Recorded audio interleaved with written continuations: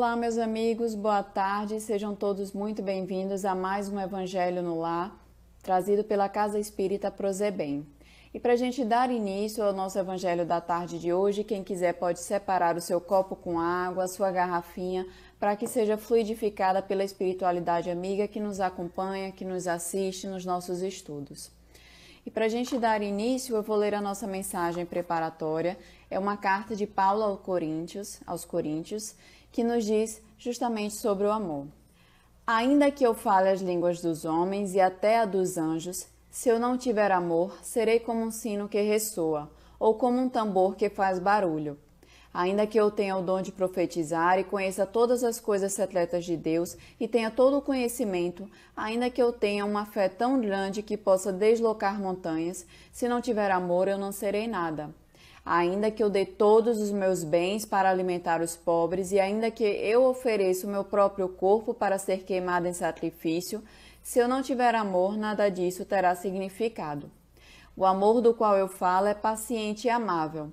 O amor não é ciumento, não exalta a si mesmo, não é orgulhoso.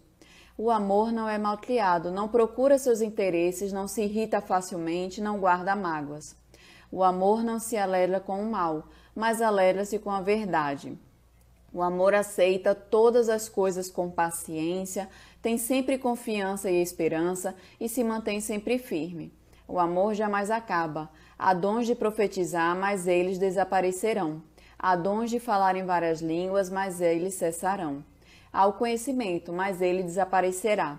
Estas coisas acabarão, porque tanto o conhecimento que agora temos como o que recebemos por meio da profecia ainda não estão completos. Porém, quando vier a perfeição, aquilo que não está completo acabará. Quando eu era criança, falava como uma criança, pensava como uma criança, raciocinava como uma criança. Quando cheguei a ser homem, deixei de lado as coisas de criança.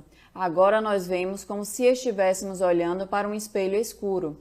Mas, quando a perfeição vier, então veremos claramente. Agora meu conhecimento é incompleto, mas quando aquele tempo vier, conhecerei completamente, assim como sou conhecido por Deus. Agora, pois, permanecem estas três coisas: a fé, a esperança e o amor. Porém, a maior delas é o amor. E para a gente dar início ao nosso Evangelho, vamos agora fechar os nossos olhos, serenar os nossos pensamentos, os nossos sentimentos, elevá-los ao alto, pedindo à espiritualidade amiga que se faz presente, que possa nos intuir e nos guiar nos ensinamentos trazidos pelo Evangelho. Pelos ensinamentos trazidos por nosso Mestre Jesus, que possamos a cada dia viver os seus ensinamentos, as suas palavras, que possamos trazer para as nossas vidas diárias, que possamos exercitar o amor em todas as suas sublimes formas, que possamos ter mais compreensão, mais paciência, que possamos auxiliar e exercitar a fraternidade e a caridade para os nossos irmãos mais necessitados, que possamos todos nos auxiliarmos. Dai-nos, Senhor, uma tarde de muita paz, de muita luz. Que assim seja. E o Evangelho de hoje que nós vamos falar está lá no capítulo 11 do Evangelho, que fala sobre amar o próximo como a si mesmo. E o que é que isso quer nos dizer? Lá no item 8, onde ele fala justamente sobre a lei do amor.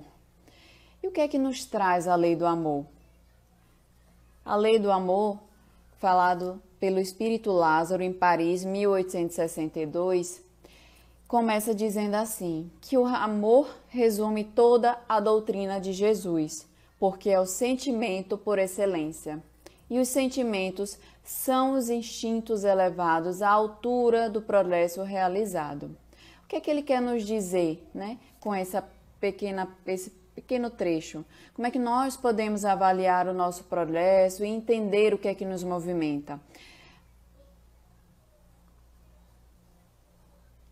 E aí, quando ele nos diz, no seu ponto de partida, O homem só tem instintos, mais avançado e corrompido só tem sensações, mais instruído e purificado tem sentimentos, e o amor é o requinte do sentimento.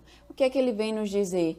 Quando ele diz mais avançado e corrompido só tem sensações, está justamente se referindo ao prazer, né? A felicidade, aquela felicidade momentânea que nós achamos que possuímos quando estamos gozando, né, de tudo que a matéria, que esse plano material, ele nos traz. E a gente relembrando lá, que a mensagem inicial que a gente acabou de ler, a gente vê que Paulo, inclusive, ele fala, né, se referindo justamente a esse momento, que quando ele é criança, né, ele tem o entendimento de uma criança. Então, quando eu era criança, eu falava como uma criança, pensava como uma criança, raciocinava como uma criança. Podemos dizer justamente ao que ele se refere aqui, que no nosso ponto de partida, o homem ele tem apenas instintos, se referindo o quê? À nossa infância espiritual, né, ao nosso início dessa vida espiritual. E que mais avançado e corrompido ele passa a ter sensações. Então, depois que a gente vai evoluindo um pouco mais através das reencarnações, que é justamente uma prova do amor de Deus para conosco, né? As reencarnações, a gente passa a ter sensações.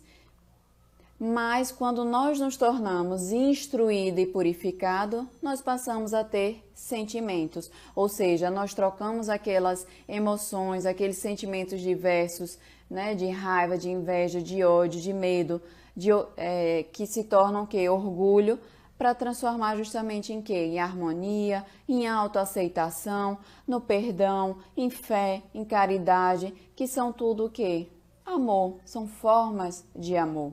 E aí o Evangelho Lázaro continua, não o amor no sentido vulgar do termo, mas esse sol interior que reúne e condensa em seu foco ardente todas as aspirações e todas as revelações sobre-humanas. Quando a gente diz não o amor no sentido vulgar do termo, porque nós temos justamente o hábito, o costume de relacionar amor com isso, com paixão, com posse, né? Esse amor corporal entre homem e mulher, esse amor possessivo de poder, às vezes entre famílias, com os nossos filhos, não o amor sublime realmente, o amor divino. E aí ele continua, a lei do amor substitui a personalidade pela fusão dos seres e extingue as misérias sociais. Então ele acaba com o quê? Com o egoísmo, né? Porque deixamos de ser personalidade, passamos a ser um só, pensarmos no coletivo, pensarmos em todos por igual e não apenas no que é bom para mim. Ele aniquila, né, o orgulho. Por quê? Porque deixamos de lado tudo que o orgulho nos traz, para quê? Para a gente exercitar a humildade, e com a humildade vem a caridade, a fraternidade. Ele passa a estabelecer a justiça e a caridade, transforma justamente o eu em nós. E aí ele ainda continua no Evangelho, que feliz aquele que, sobrelevando-se à humanidade, ama com imenso amor os seus irmãos em sofrimento. Feliz aquele que ama, porque não conhece as angústias da alma, nem as do corpo. Seus pés são leves e ele vive como transportado fora de si mesmo. Feliz no sentido de que se eleva sobre os instintos humanos egoístas. A felicidade a qual nós tanto almejamos e que saímos buscando ainda com a nossa ignorância, com a nossa falta de maturidade espiritual, essa felicidade momentânea e passageira. Não é a essa felicidade que ele se refere. E o amor e o amar o torna feliz, mesmo na terra, o quanto possível, o quanto ama e compreende. A partir do momento que a gente começa a ter a compreensão, mesmo que num planeta ainda de provas e expiações, onde ainda prevalece muito as dores, os sofrimentos, nós podemos encontrar felicidade através do amor. Né? Quando nós passamos a exercitar o amor na nossa vida diária, nós temos várias oportunidades de exercitá-lo na nossa vida, seja através da caridade, seja através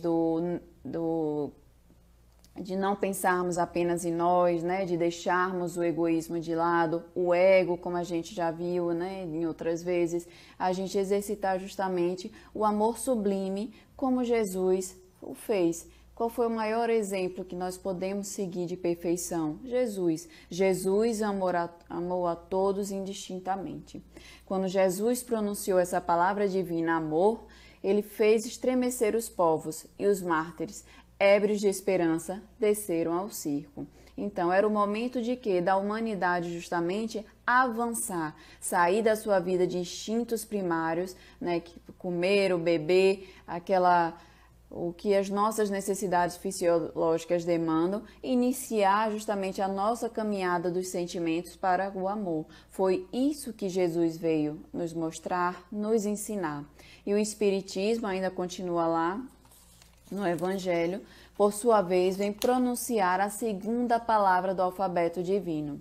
Ficai atentos, porque essa palavra levanta a lápide dos túmulos vazios e a reencarnação, vencendo a morte, revela ao homem deslumbrado o seu patrimônio intelectual. Mas já não é mais aos suplícios que ela conduz, e sim a conquista do seu ser elevado e transfigurado. O sangue resgatou o espírito, e o espírito deve agora resgatar o homem da matéria. Através de quê? O que ele quer nos dizer? A reencarnação. Então, como a gente já falou rapidamente, Deus é amor, né? Deus é amor. E é através desse amor que Ele tem por nós, que Ele nos fornece essa oportunidade de reencarnarmos, de repararmos tudo aquilo que precisamos, para que nós também possamos nos tornar amor, assim como Deus. Né? Por que nós estamos aqui? De onde é que nós viemos? Para onde é que nós vamos? Que a morte não existe, que as diferenças e as aparentes injustiças, que somos os artífices, né, da nossa felicidade. Nós, né, somos os guias da nossa felicidade. E a doutrina espírita, ela nos ensina que no livre-arbítrio nós temos a nossa escolha, que na lei da causa e efeito nós temos a responsabilidade, que no sofrimento a lição, que através da reencarnação nós temos justamente a misericórdia divina. Na mediunidade, o Espiritismo nos traz o consolo, o esclarecimento, a instrução. Na lei de evolução, nós temos a perfectibilidade, né? Como Jesus diz, vós sois deuses.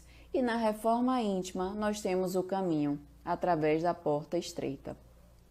E aí o Evangelho ele ainda continua. Disse que o homem, no seu início, tem apenas instintos. Aquele, pois, em que os instintos dominam, está mais próximo do ponto de partida do que do alvo. Então, se nós ainda deixamos que todos esses instintos, esses sentimentos baixos que nos prendem ainda ao nosso ponto de partida, nós demoraremos e mais difícil será para nós alcançarmos a nossa perfeição, o nosso ponto de chegada.